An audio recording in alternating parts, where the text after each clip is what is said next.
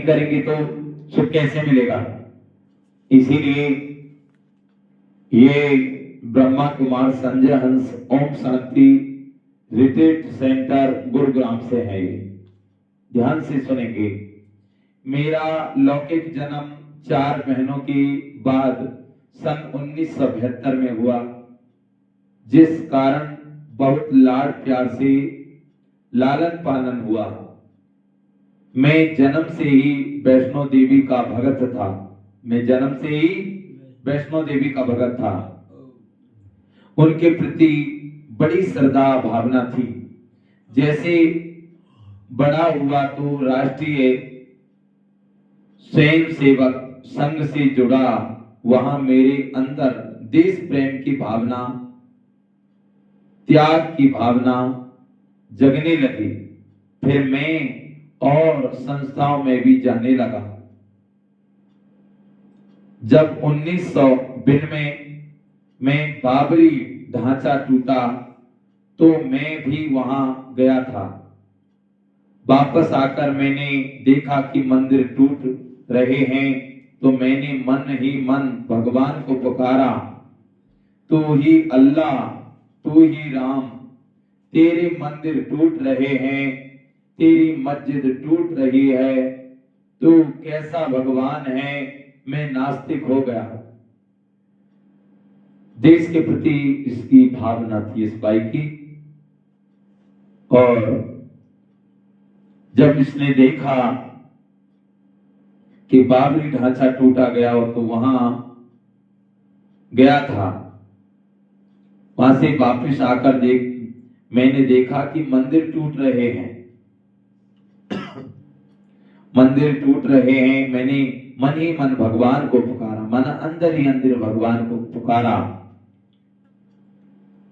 तू ही अल्लाह, तू ही राम, तेरे मंदिर टूट रहे हैं, तेरी मस्जिद टूट रही है, तू कैसा भगवान है।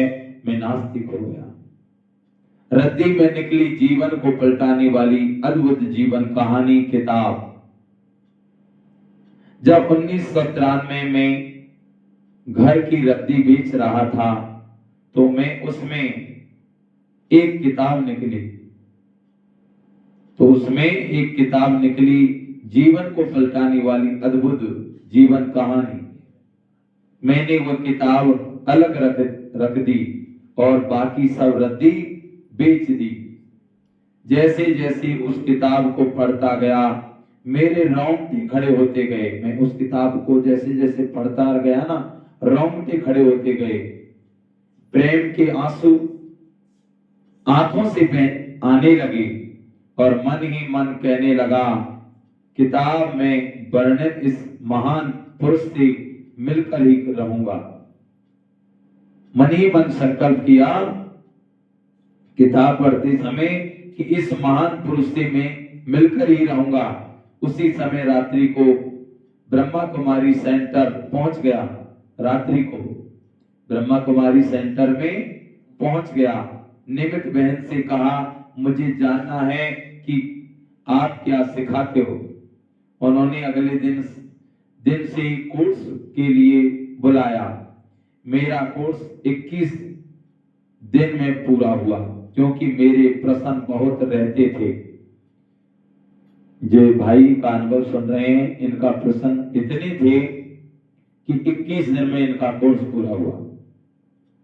बच्चे तेरा स्थान पांव में नहीं मेरे दिल में है।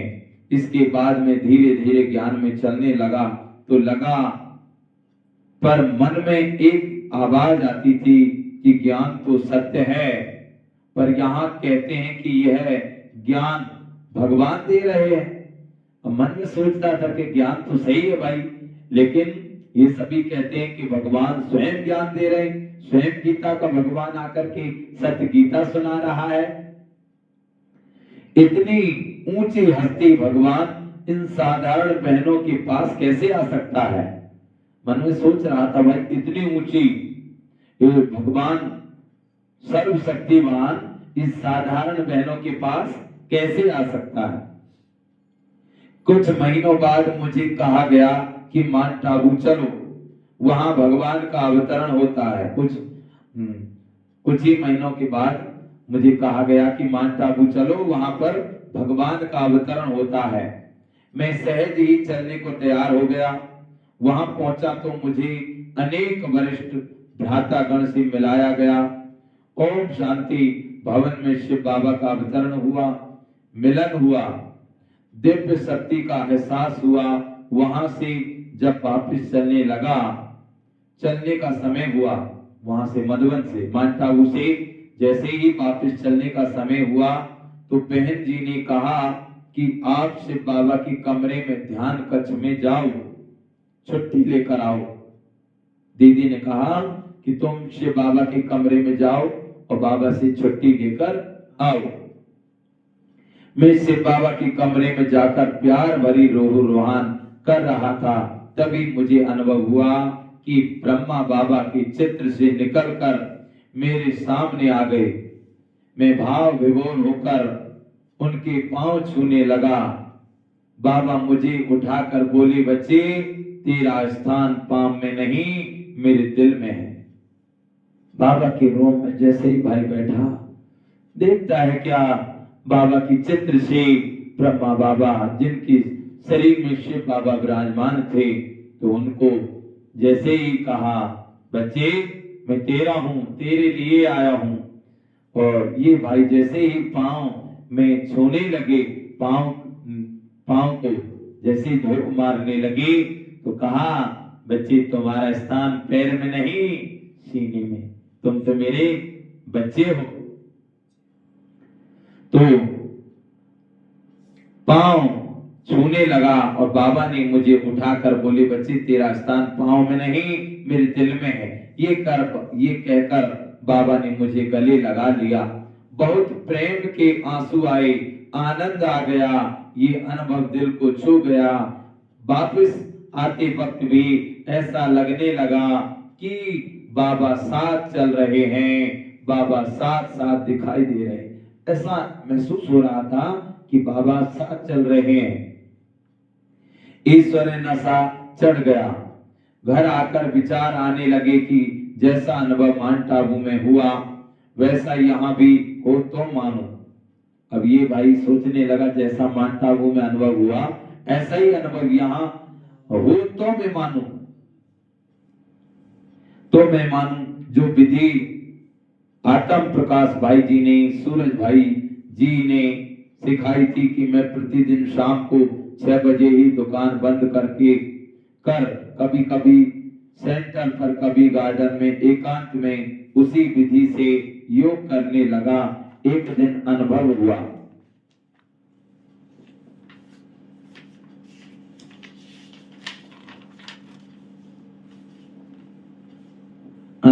कि वृक्ष के बीच सितारा चमक रहा है। लाल सुनहरी प्रकाश की दुनिया से निराकार ज्योतिर्बिंद शिव बाबा की प्यार भरी किरणें आ रही है, मेरे रोम रोम में समा रही है। अब ये अनुभव प्रतिदिन होने लगा। मुझे ईश्वर नशा चढ़ गया कि मैं ही स्वर्ग में देवता बनूंगा। चलते फिरते स्वयं को देवताई स्वरूप में अनुभव करने लगा। घर से दुकान, दुकान से घर, आते जाते व गार्डन में अनुभव करने लगा कि मैं डबल ताजधारी देवता चल रहा हूं। ये अनुभव मैं आज भी करता हूं। मुरली सुनकर दुविधा मिट गई। शरीर की आयु 25 वर्ष होते ही घर में मेरी शादी के लिए प्रतिदिन बातें चलने लगी। माँ बाप दबाव डालने लगे। मेरी रेडीमेड कपड़े की फैक्ट्री भी थी। मन में बड़ा भारी युद्ध चल रहा था कि क्या करूं क्या ना करूं। मन में कमजोर विचार आने लगे, पर मैं प्रतिदिन मुरली जरूर सुनता था, ज्ञान अमृत भी पढ़ता था। एक दिन मुरली में आया, बच्चे मेरी दाढ़ी की लाज रखो। एक दिन मुरली में आया, बाबा ने कहा, बच्चे मेरी दाढ़ी का लाज रखो, एक जन्म मेरी खातिर पवित्र रहो। मेरी दुविधा मिट गई। मैंने बाबा से प्रतिज्ञा की कि बाबा आपकी दाढ़ी की लाज अवश्य रखूंगा, आपकी खातिर इस अंतिम जन्म में पवित्र रहूंगा। मेरे मन में विचार आया कि जन्म जन्म हम भगवान को बुलाते आते हैं, हम जन्म जन्म किसको बुलाते हैं? भगवान को बुलाते रहे और वायदा करते रहे कि जब आप धरती पर आएंगे तो हम आप धरती पर जब आओगे हम अपना तन मन धन सब आप पर ही कुर्बान कर देंगे। आज जब वह अवतरित होकर हमारे सन्मुख खड़ा है और हमसे मांग भी क्या रहा है?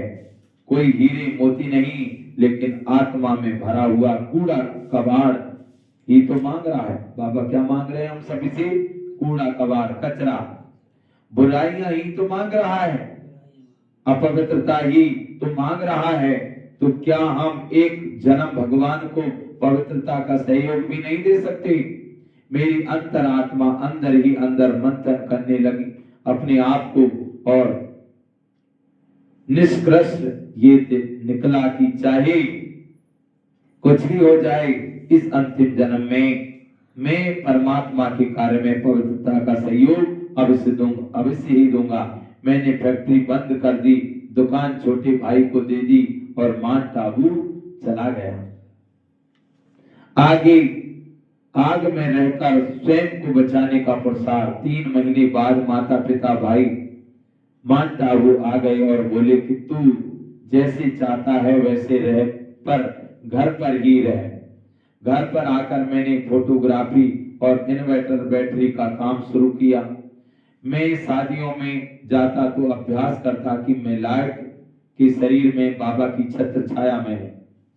बाबा से किरणें आ रही हैं, मेरे चारों ओर फैल रही है। मेरे नैनों से सब को जा रही है, नाचने वालों को जा रही है, दुल्हन पर जा रही है।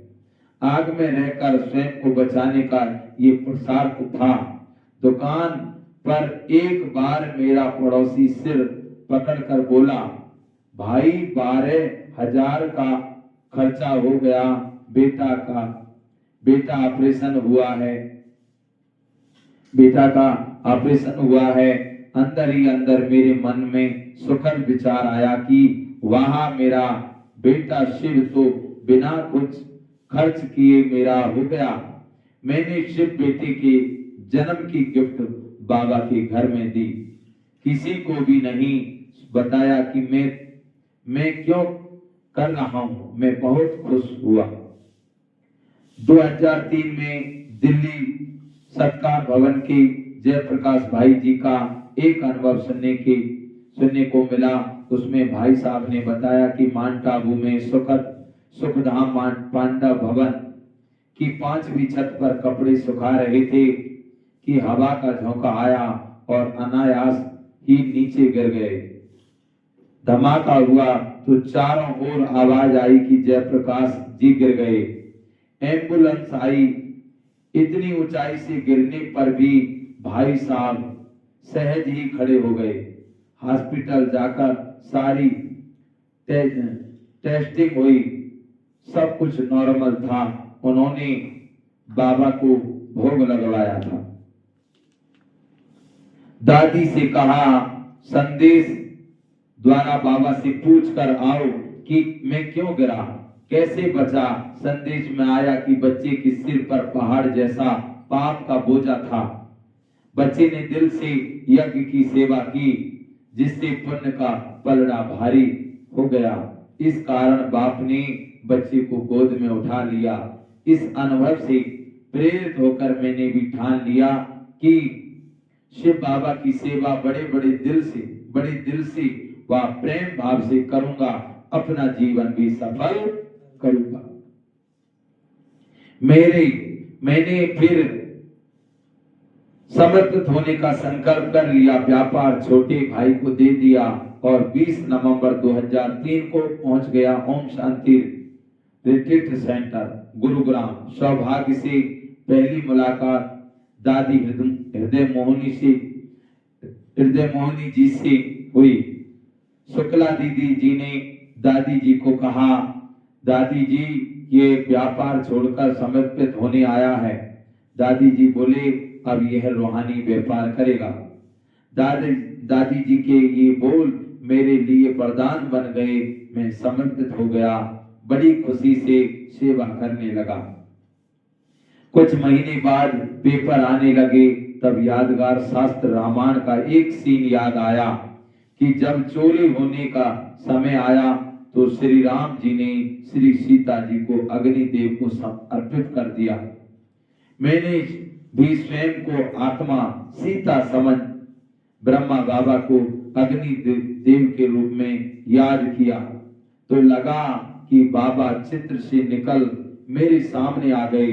मेरे अंदर से प्रकाश की छाया निकली और बाबा की छाया में समा गई, मानो अग्निदेव को समर्पित हो गई। जीवन में अनेक उतार चढ़ाव हिसाब किताब आए।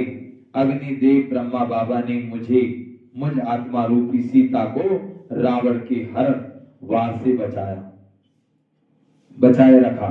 फिर मेरे अंदर हिम्मत आती गई, बाबा भी मुझे सेवाएं की जिम्मेदारियां और ज्यादा देता गया। सन 2006 में दिल्ली पांडव भवन में एक बार मीडिया 5-6 वरिष्ठ भाइयों की मीटिंग थी। उसमें दादी गुलजार जी भी थी। मीटिंग में बैठते ही मेरा सम्मान जग गया कि वाह मेरा भाग्य, वाह अष्टरत्न आत्मा के साथ प्रोग्राम की रूपरेखा बना रहा हूं। कल के लिए ये नूंद हो गई और मैं जन्म जन्म में इनके साथ देश के विकास के कार्य में संलग्न रहूंगा। सन 2008 में मुझे नूह हरियाणा सेवा केंद्र के निमित्त बनाया गया। एक बार जब ओम शांति रिट्रीट सेंटर गुरुग्राम आया, आशा दीदी जी से मिला तो दीदी जी ने पूछा वहां क्या करते हो। मैंने कहा अनेक प्रकार की सेवाओं में व्यस्त रहता हूं। तब दादी जी ने वरदान बोले, दीदी जी ने वरदान बोले सेवा में शक्तिशाली बनानी है, सेवा हमें गुणवान बनाती है, सेवा में अनुभव बनाती है, सेवा हमें सर्व की दुआएं प्राप्त होती है, सेवा में ईश्वर के करीब ले जाती है। हमें सदा ईश्वर सेवा में बिजी रहना चाहिए। ये सुनते ही मेरी कार्य क्षमता दुगनी हो गई और मैं पहले से भी अधिक लगन से ईश्वर सेवा करने लगा। नूह में सेवा करते करते 8 साल होने पर भी अनुभव बहन आए। जब उन्होंने पूरा सेंटर संभाल लिया तो मैं साइलेंस भट्टी करने ओम शांति रिट्रीट सेंटर आया। भट्टी करने के बाद आशा दीदी जी ने से मिला और कहा मेरा स्थान चेंज करने का मन है। दीदी जी बोले वापस आ जाओ। मैं सन 2018 में वापस ओम शांति रिट्रीट सेंटर आ गया। यहाँ आर्ट गैलरी की सेवा, स्कूलों की सेवा करते हुए अपना जीवन सफल कर रहा हूँ। पिछले 20 सालों से ये सेवा जीवन बाबा को समर्पित है। सेवा के क्षेत्र में आने वाली हर समस्या योग के प्रयोग से हल होती जा रही है। जीवन का आनंद आ रहा है। अपनी सूक्ष्म कमजोरियों को चेक करके उन्हें समाप्त करने के लिए योग के प्रयोग हो रहे हैं।